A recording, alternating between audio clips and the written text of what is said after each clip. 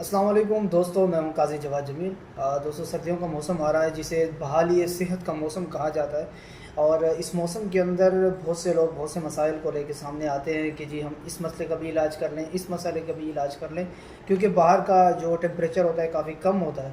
تو اس صورت میں آپ ہر قسم کی دوائی استعمال کر سکتے ہیں، خصوصاً گرم ادویات انسان عام طور پہ استعمال کر سکتا ہے۔ تو اس سیزن کے اندر، سردیوں کے موسم کے اندر، موٹاپے کا شکار افراد بھی بہت سے اپنے مسائل کو لے کے آتے ہیں، اور وہ کہتے ہیں کہ کوئی ایسی چیز بتائی جائے کہ جسے استعمال کرنے سے موٹاپے پہ کافی زیادہ فرق آ جائے، اور جو وزن ہے جو بڑھ گیا ہے، جو ناقابل برداشت ہوتا جا رہا ہے، حد سے تجاوز کر چکا ہے، وہ وزن تھوڑا سا کنٹرول میں آ جائے۔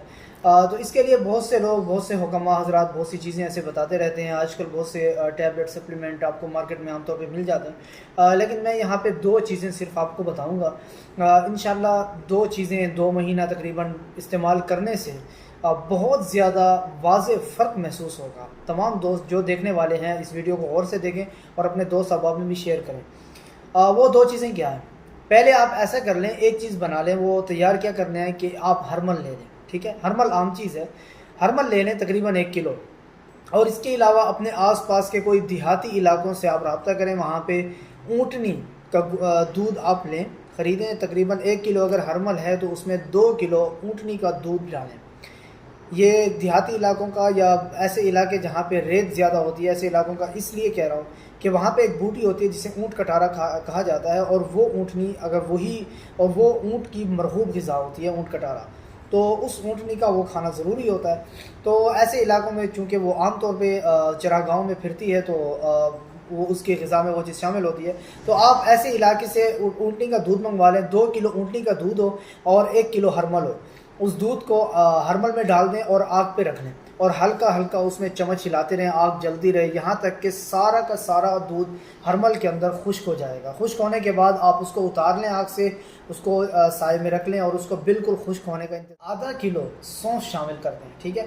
آدھا کلو سونف، یہ 1.5 کلو ہو گیا۔ آپ اس کو باریک، بالکل باریک پیس لیں۔ پیسنے کے بعد روزانہ صبح اور شام کسی بھی ٹائم میں کھانے کے بعد، پہلے کہ اس کا کوئی مسئلہ نہیں ہے، آپ آدھا آدھا چمچ استعمال کریں، ریگولر استعمال کریں۔ دن میں 3 بار بھی استعمال کیا جا سکتا ہے، پانی کے ساتھ استعمال کریں، اور دن میں 2 بار آپ ایک قہوہ استعمال کریں۔ عام طور پہ لوگ گھروں میں استعمال کرتے ہیں، میں پھر بھی بتا دیتا ہوں۔ اس قہوے کے اندر آپ ایسا کریں کہ ادرک ڈال دیں، تازہ ادرک سبزی منڈی سے لے لیں، تازہ ادرک لے لیں، اور لہسن تازہ لے لیں، تقریباً 1 یا 2 ڈلی تک بھی ڈال سکتے ہیں، اور اس کے ساتھ پودینہ بالکل تازہ وہ بھی ڈال دیں، اور اس کے ساتھ تھوڑا سا 1 ٹکڑا دار چینی کا۔ یہ آپ قہوہ بنا لیں، صبح بھی اور شام بھی یہ استعمال کریں۔ انشاءاللہ 2 مہینے کے اندر ایک جسم کے اندر ایک واضح فرق محسوس ہوگا، اور یہ تمام چیزیں ایسی ہیں جو جسم کے لیے کسی طور پہ نقصان دہ بھی نہیں ہے، نہ جگر کو نقصان دے گی، نہ معدے اور آنتوں کو نقصان دے گی۔ اس طرح کے مزید انفارمیٹو ویڈیوز کے لیے آپ ہمارے ساتھ رہیں۔ بہت شکریہ، اللہ حافظ۔